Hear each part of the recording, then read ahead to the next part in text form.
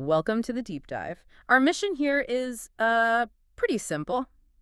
To take the most rigorous and necessary thinking from the world's sharpest minds and distill it into the core knowledge you need.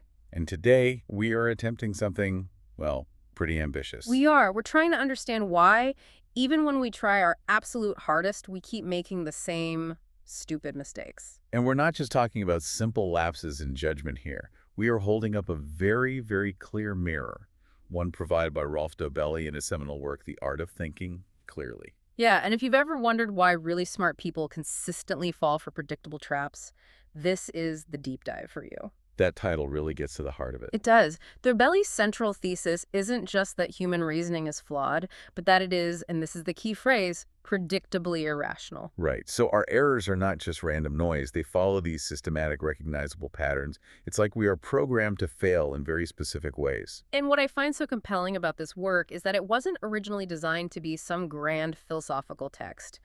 No, not at all. It was designed really as a kind of emergency defense manual for Dobelli himself. That origin story is so important to understanding this. It starts back in 2004 at this informal gathering in Munich. And Dobelli, who, studied business, finds himself sitting across the table from Nassim Nicholas Taleb, Who at the time was mostly known as this esoteric trader, obsessed with statistics and philosophy. Exactly. And Taleb points out something that just clicks for Dobelli. He says that when we fail, those systematic errors, they don't distribute themselves evenly. Right. They pile up. They pile up in certain areas, specifically what he called the overconfidence corner. The overconfidence corner. I love that. You just rarely see people failing due to underconfidence, but overestimation is, well, it's everywhere. It's ubiquitous. And Dobelli just immediately saw the value in cataloging these flaws, for his own benefit, in investing, in business, in his personal life. He created this index of pitfalls because he wanted to feel, and this is a quote, calmer and more level-headed. It's like the difference between standing outside in a thunderstorm and, understanding the science behind the lightning. Yeah, that's a great analogy. The lightning itself hasn't become any less powerful, but it's become a lot less worrisome once you understand it. And that's kind of the mission here, to make our predictable irrationality just a little less worrisome. I think we need to set the context right away, though. We are not selling some dream of cognitive perfection. Absolutely not. If Dobelli's work tells us anything, it's that completely eliminating these errors would require superhuman willpower. It's just not the goal. But it's because the errors persist for a reason, right? They're actually evolutionary shortcuts. Exactly. Our brain evolved under vastly different constraints than the ones we face today. Right. I mean, think back to our hunter-gatherer roots. Survival often depended on fast intuition, on those mental default patterns. If the shadows shifted and the whole group just bolted, the one person who paused to conduct a rational assessment of whether it was a lion or just the wind. That person often exited the gene pool. Pretty quickly, yeah. A quick wrong action might cost you a few calories, maybe some embarrassment, but a slow, perfect action could cost you your life. We are the direct genetic heirs of those fast, action-oriented, and often flawed thinkers. But the world we live in now is so different. Globalized commerce, complex financial markets, long-term planning. It severely punishes those quick, flawed decisions. So the goal for us, for you listening, is not to become some hyper-rational genius. It's to acquire what Dobelli calls insurance against too much self-induced unhappiness. We're aiming for less irrationality, not some kind of frantic hyperactivity. So to start fighting these errors, we have to look at how the brain first misfires when it's just trying to make sense of the world. Specifically through faulty perception and our deep, deep need to see patterns in everything. Okay, so let's unpack one of the most insidious errors in perception. It's the one that keeps us buying products that promise transformation but just can't deliver. It's the swimmer's body illusion. Oh, this is a beautiful example. It's all about confusing selection effects with outcomes. What does that mean exactly? Well, you essentially confuse the criteria that were used to select a certain group of people with the result of the process itself. Okay, give me an example. The classic one is cosmetics advertising. You see an impeccably attractive model promoting a particular face cream. The story, the illusion, is that using this product is what causes the stunning complexion. Right. Use this and you'll look like her. But that's precisely backward. The cosmetic company is not taking average people and turning them into models. No, they're selecting models because they already possess those qualities. Exactly. Beauty is the selection factor, not the end result of the process. And this error, this confusion of correlation with causation, it's so easy to see it in high-stakes decisions. Hmm. Take Harvard University. Okay. It's famous for producing these highly successful alumni. So the question is, does this mean Harvard provides a superior education that makes people successful? Or is the success just because Harvard recruits the brightest, most ambitious, most motivated students in the world to begin with? The quality of the incoming students is the powerful selection factor. We confuse the selection, that rigorous entrance process, with the alleged outcome, which is the quality of the teaching. So if you want to become a better student, maybe you don't need to get into the most exclusive university. Maybe you need to understand what habits and traits Harvard selects for in the first place. Precisely. And Dobelli explores how this bias becomes really personal, leading to what he calls the self-illusion. The self-illusion. Yeah, he asks these highly content, cheerful people about the secret to their happiness. And they often gave predictable advice, always see the glass half full, or focus on the positive. Which sounds like great advice on the surface. But what's the illusion there? The illusion is that they genuinely believe their happiness is the result of their conscious striving and their positive thinking. But it might not be. It might not be. Dobelli points out that social science research strongly suggests these people may have just been born happy. Cheerfulness, they argue, is often a constant personality trait, sort of like your height. Wait, so you're suggesting that for people who are, say, naturally inclined toward pessimism, consciously trying to be happier is kind of pointless? That's the really sobering takeaway from the research he cites. Some social scientists have suggested that trying to become happier using these self-help slogans is as futile as trying to be taller. Wow. So when naturally cheerful people write self-help books, they are falling victim to the swimmer's body illusion. They think their success comes from the process they're prescribing, when really it might just be their inherent disposition. That just shifts the whole perspective on self-improvement. The actionable insight here is pretty brutal then. It is. You have to be deeply suspicious when you're striving for things like abs of steel or effortless charisma if you're mistaking the people who already have those traits with the promised outcome of the system they're selling. Right. So from what we see, let's move to what we think we see, thanks to the clustering illusion. Ah, yes. Our brain is basically hardwired to seek patterns and rules, and if it doesn't find them, it will just invent them, especially in randomness. It's the neurological equivalent of pareidolia, right? Yeah. Seeing faces in the clouds or animals in rock formations. Exactly. It's what allowed our ancestors to spot camouflaged prey or predators. But in modern life, that same wiring just goes haywire. It really does. The more noisy and diffuse the signal, the more certain we become that we're finding hidden messages. There's a great anecdote in the book about a Swedish opera singer in 1957. Oh, I remember this one. He became convinced he was hearing supernatural whispers in the background noise of his tape recordings. And he dedicated his entire life to it, communicating with the deceased through these electronic voice phenomena, a massive life decision based on invented patterns in random audio static. And we see this play out all the time. The face of the Virgin Mary on a slice of toast. Which someone bought for $28,000. $28,000. Or, tortilla spots that resemble Jesus. These are just people projecting deeply held meaning onto random visual data. Even things that seem scientific could be tainted by this. Remember the face on Mars? Oh yeah, the Viking spacecraft photo from '76. It made global headlines. It looked eerily like some kind of alien monument. But then, 25 years later, the Mars Global Surveyor sends back these high-resolution images. And the face just dissolved into plain scree and sand dunes. The low-res image was just noisy enough to let the clustering illusion take hold in everyone's imagination. The really dangerous implication, though, is in high-stakes fields like finance. Right. Dobelli talks about a friend who believed he had found this non-existent pattern linking the Dow Jones and the oil price to the gold price 2 days later. And he squandered his savings. He squandered them because he imposed a pattern onto Yeah. purely random, volatile data. He thought he had cracked the code to the market. When he was really just chasing noise. The most chilling historical example of this, though, is from the Second World War. When the Germans started bombing London with V-1 rockets, Londoners were desperately trying to survive. So they carefully plotted the impact sites on maps. And they were certain they saw clusters. They saw patterns, and they came up with theories about safe zones. Their brains were working overtime to predict where the next bomb would fall. But the statistical analysis done after the war proved that the distribution of impacts was completely random. Completely random. just due to the inherent inaccuracy of the V-1 rocket system. So they were literally risking their lives, moving to areas they thought were safe, when those areas were just as likely to be hit as anywhere else. That is just profound. The takeaway is so simple.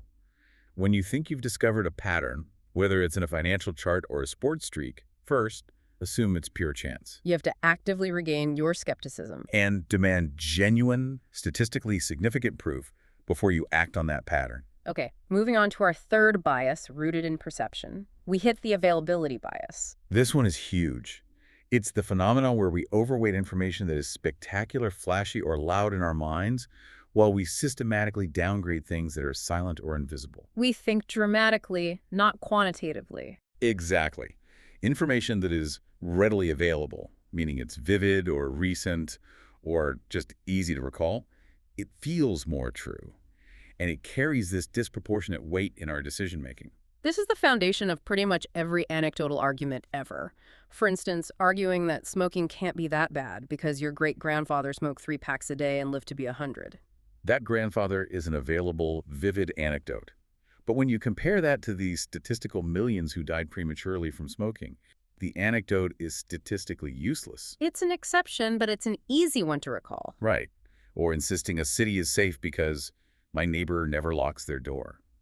You're just ignoring vast amounts of crime data in favor of one easily accessible personal story. And this becomes deeply problematic in professional settings. Dobelli points out that professionals are highly susceptible. Oh, absolutely. Take doctors. They often fall into this trap of using favorite treatments that they know well, even if clinical data suggests more appropriate treatments exist that are just harder to recall or less familiar to them. Or consultants. When they're faced with a totally new case outside their expertise, they just turn to their most familiar methods rather than admitting ignorance. It's the path of least cognitive resistance. We default to what's available in our own mental toolkit. This availability trap also just plagues corporate boardrooms. It does. Board members tend to focus intensely on the easy-to-get, quantitative quarterly figures, the information that's right there on the spreadsheet. But the truly critical issues are often complex, silent, or abstract. Things like subtle shifts in competition or the erosion of employee motivation. Since those things are difficult to quantify and recall, they get consistently downgraded. And this preference for available, even if it's wrong information, can lead to massive disasters. The book mentions the continued reliance on the Black-Scholes formula for pricing financial products. Right, even though quantitative analysts know it's fundamentally flawed. And the rationale. They prefer wrong information to no information, just to have a model they can grasp. That is an astonishing statement. Preferring a known flaw simply because it's available. That preference has cost banks billions. The defense against it is, well, it's strenuous. Yeah. You have to actively seek out people who have different experiences and expertise. You have to deliberately force new, less available information into your mind to stop yourself from just relying on what's loud and easy. Okay, let's pivot from how we perceive the world individually to how our decision-making gets distorted by the presence of others. These next biases are shaped profoundly by social pressure. Yeah, and these reflect our deep evolutionary need to conform and to respect hierarchy. These were essential for group survival in our past. The most common one has to be social proof, the pull of herd behavior. This dictates that we believe an idea or a behavior is correct or appropriate or safe simply because a lot of other people are doing it. We act like a collective, often without even thinking. You're at an intersection, a group of people suddenly stops and stares at the sky. You look up too. Before you even consciously think about it, you look up, assuming there must be a reason. Or spontaneous applause at a concert. Or leaving a tip just because you saw the person in front of you do it. This herd instinct is the engine behind investment bubbles and market panics.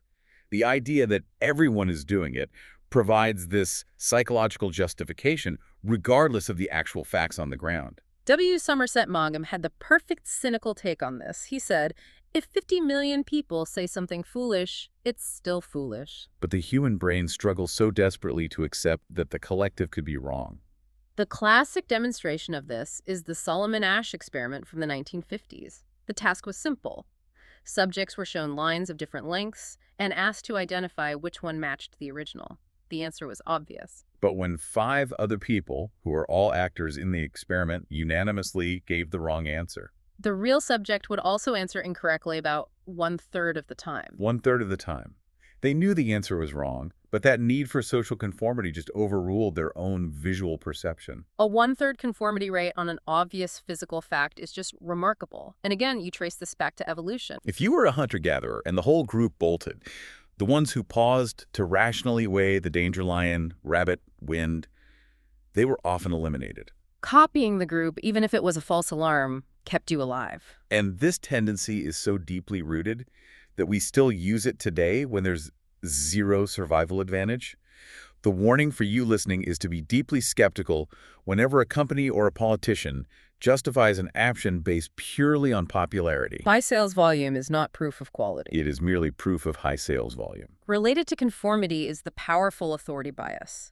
This is our deeply ingrained tendency to distort our judgment based purely on the prestige or status or title of a figure. We grant instant credibility to experts, even when their track records are, frankly, horrifying. Dobelli forces us to look at the recent past, the 2008 financial crisis. Right. There are hundreds of thousands, maybe a million trained economists in the world. Yet, as the book notes, not one of them could accurately predict the timing of that collapse. Never has a group of experts failed so spectacularly, and yet their authority remains largely intact. Or look at history. Until about 1900, if you were sick, it was often wiser to avoid a doctor's visit because the standard medical practices of the day, poor hygiene, bloodletting, often did more harm than good. Yet we still afford modern doctors this immediate high status, often overriding our own common sense. The extreme power of this bias was shown, of course, in the terrifying Milgram experiment in 1961. Yeah. Participants were instructed by a professor to administer increasing electrical shocks to a learner behind glass up to a seemingly lethal 450 volts. And the learner, who was an actor, would writhe in pain, scream, and eventually fall silent. When the subject wanted to stop, the professor in charge would just give these authoritative prompts like, "The experiment requires that you continue." The results were just devastating. More than half of the participants continued up to the maximum voltage. Just out of obedience to the professor's authority. The setting, the status, the lab coat. It completely overrode the subject's moral judgment. This bias even shows up in life or death situations, like aviation. Historically, the captain was king, and a co-pilot wouldn't dare question an oversight, which led to avoidable crashes. That failure forced a change. The book notes that airlines instituted Crew Resource Management, or CRM. Right, which coaches flight crews to openly and quickly discuss any reservations they have. It's effectively deprogramming the authority bias. And that systematic deprogramming has contributed more to flight safety in the last 2 decades than technical advances have. So the ultimate mitigation is structural. When you encounter an authority, you have to do your best to challenge their reasoning, not their person. And if you're in charge, you have to create systems that make it safe for people to disagree with you. Before we move on, we have to quickly touch on the social compulsion known as reciprocity, or the giving trap. Ah, yes. The struggle we have with being in another person's debt. It's a powerful evolutionary strategy for cooperation, anyway. Yeah. If I share my food with you today, you feel compelled to return the favor tomorrow. It ensures mutual survival. But in the modern world, it becomes this easily exploitable psychological vulnerability. The infamous example is the Hare Krishna sect. They were extremely effective in airports by offering a gift, usually a small flower. And if you accepted it, your bad conscience made you highly susceptible to their immediate follow-up request for a donation. It's a gentle psychological blackmail. Philanthropic organizations use the same trick. They send you an envelope full of unsolicited address labels or postcards, assuring you they're a gift to keep. They're forcing you into a perceived debt. Exactly. And Dobelli makes it clear this leads to really tedious social exchanges. The pressure of reciprocity compels us to accept and extend tiresome invitations, leading to these vicious cycles. You accept a dinner invite from a couple you find far from entertaining, Then you feel obliged to invite them back, enduring a second tedious evening. which then compels them to invite you back again. It's this compulsion to repay social debt that's so strong we often find ourselves enduring these wearisome cycles we just wish we could escape. So the simple advice is, if someone approaches you with an unsolicited gift, just refuse it unless you genuinely want to enter that cycle of obligation. Okay, let's shift gears. Let's get into the errors that prioritize our comfort, our ego, and our immediate desire for action over cold, hard facts. These are the biases driven by emotional or impulsive reasoning. And we have to start with the true heavy hitter here, the confirmation bias. It's often called the mother of all misconceptions. It really is. It's the tendency to interpret any new information to fit your existing beliefs while actively filtering out any disconfirming evidence. It's the ultimate ego protector. If Gil is convinced his fad diet is the best in the world, any weight loss he achieves confirms the diet works. Right. And any weight gain is immediately dismissed as a normal fluctuation or a hiccup or an exception. The belief system stays intact because the brain acts like a lawyer, not a scientist. It just searches for evidence to support the conclusion it's already reached. As Aldous Huxley said, facts do not cease to exist because they are ignored. But we ignore them anyway, systematically. In the business world, you see this when executive teams decide on a new, high-stakes strategy. From that point on, they enthusiastically celebrate any confirming sign. And indications to the contrary, sales dipping in a test market, a competitor's innovation, they're quickly dismissed as exceptions. Warren Buffett puts it perfectly. What the human being is best at doing is interpreting all new information so that their prior conclusions remain intact.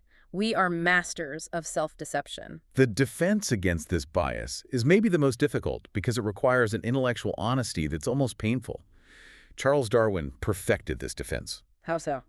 Darwin systematically fought the confirmation bias his whole life. He developed the habit of immediately writing down any observation that contradicted his theory of evolution. He knew his brain would actively forget it otherwise. Exactly. He knew the brain forgets disconfirming evidence quickly, so he had to record it to force himself to reckon with it later. Think about that. The more certain Darwin became of his theory, the more actively he looked for contradictions. So for you listening, the practical takeaway is powerful.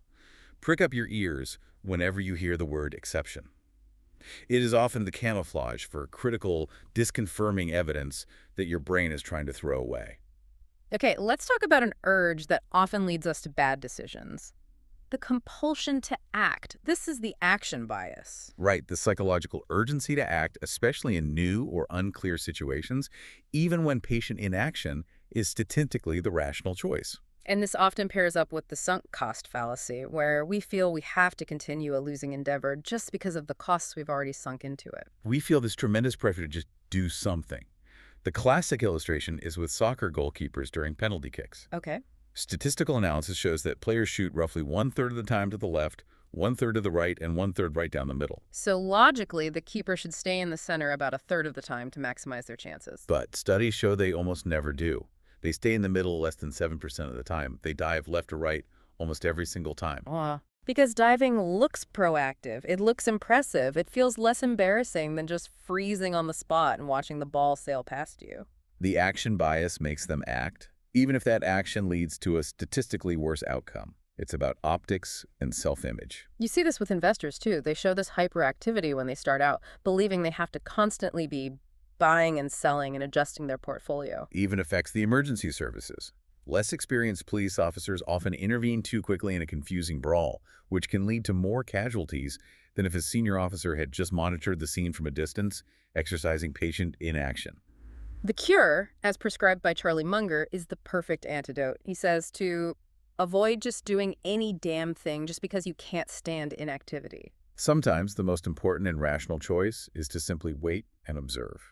Finally, in this section, we turn to a persistent systematic failure that plagues every corporate project and every home renovation. The planning fallacy. This is the systematic and, frankly, absurdly ambitious underestimation of the time, costs, and complexity needed to complete a task. And what's so frustrating is that it plagues even experienced people who know, empirically, that they always miss deadlines. They fall for it every single time they start a new plan. Dobelli references a telling study where Canadian psychologists asked students submitting their final theses to specify a realistic deadline and a worst-case scenario date. The results were just humbling.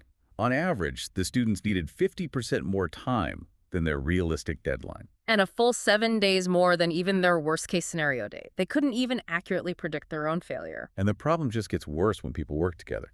Collaboration doesn't magically make the planning more accurate, it just compounds the initial optimism. Everyone is so keen to show momentum and ambition that they refuse to anchor their predictions in actual historical data. The planning fallacy is just confirmation bias applying to the future. We only look for evidence that confirms our optimistic timeline is achievable, and we filter out all evidence of potential setbacks.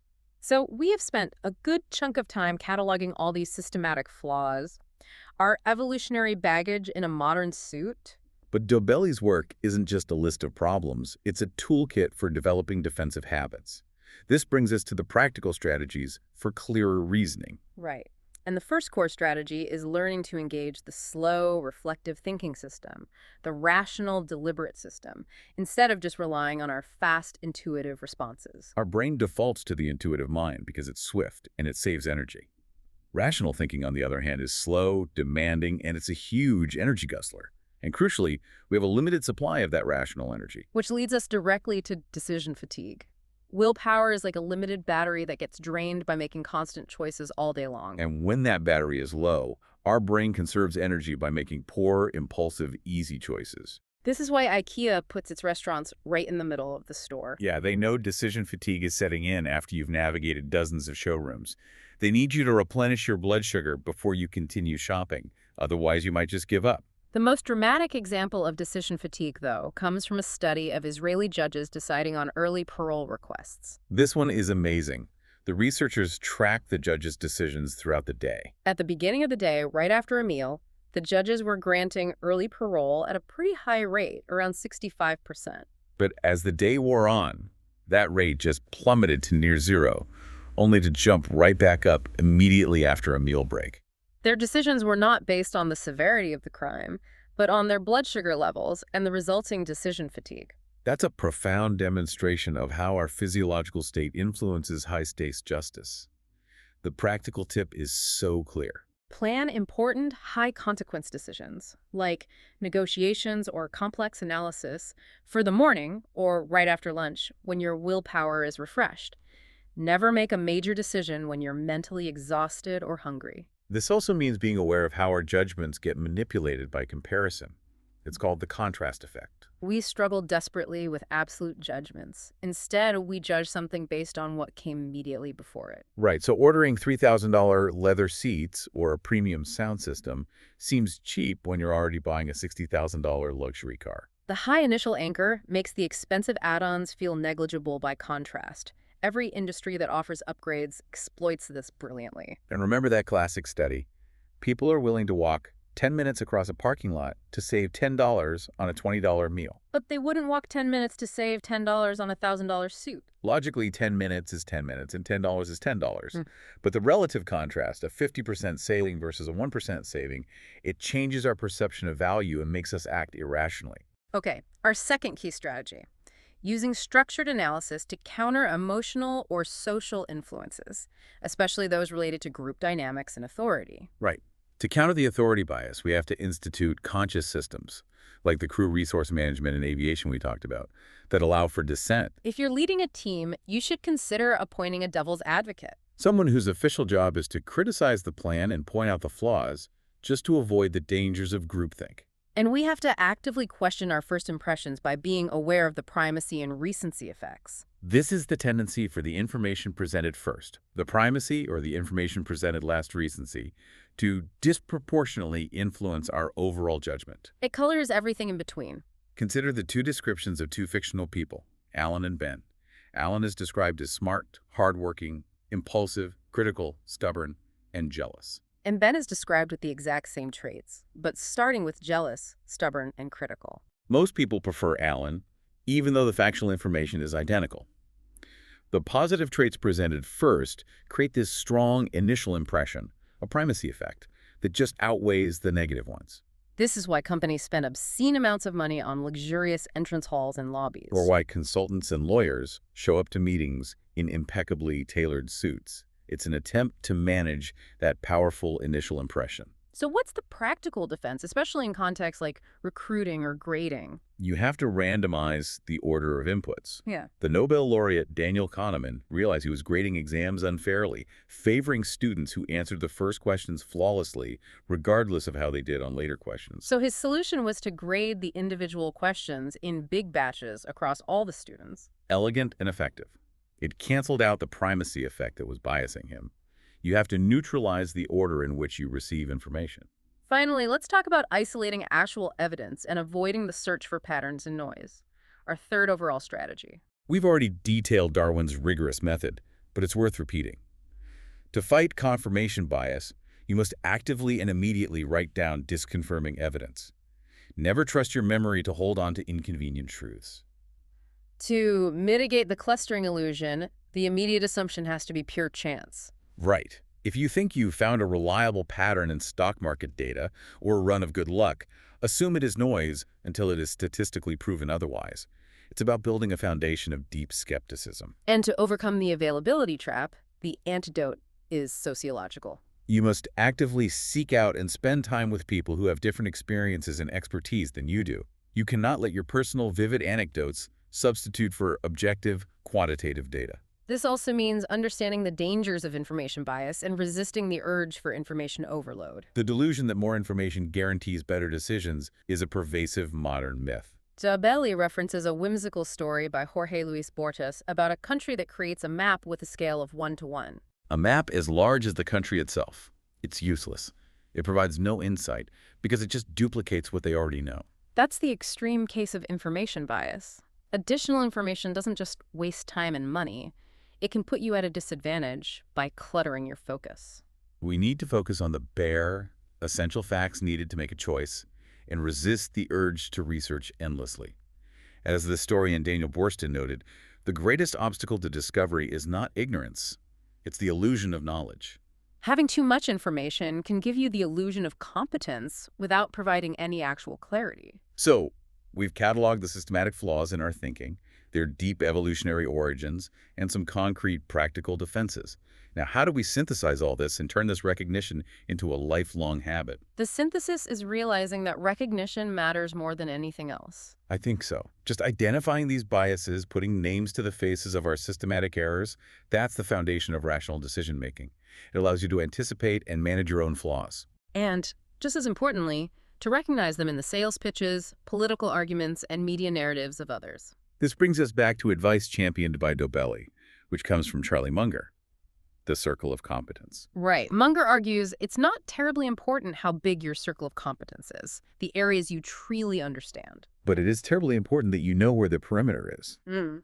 You have to know exactly what you understand intuitively and where you only partially comprehend things. And when you're operating outside that perimeter, That's when you must use slow, rational, deliberate thinking. You have to pull out the checklist of predictable errors and check yourself. for high-consequence decisions, the ones that really move the needle in your life, Dobelli's personal system is to be as rational as possible. He approaches the decision like a pilot before takeoff, using a pre-flight checklist. He examines the errors one by one. And this deliberate analysis counters our natural inclination to just decide intuitively and then, after the fact, construct this beautiful, rational story to justify that choice. We're trying to stop being lawyers arguing a predetermined case. And start acting like scientists, questioning everything. Ultimately, this deep dive shows that physically and cognitively, we are still hunter-gatherers in modern clothes. Our brains were beautifully optimized for a simple, stable environment, but the world we've built is complex, fast, and highly interdependent. And in this modern, complicated world, the rewards increasingly flow to single-minded contemplation and independent action, not to herd behavior or fast, intuitive leaps. The goal is to develop sober, deliberate analysis as a lifelong habit. So here's the final provocative thought for you. Think about one single high-stakes decision in your life right now. A major career change, a significant investment, a relationship milestone that you are currently relying heavily on intuition or social pressure for. Now that you have this checklist of predictable, systematic errors, how would this list change your approach to that single critical decision? Something to mull over until our next deep dive.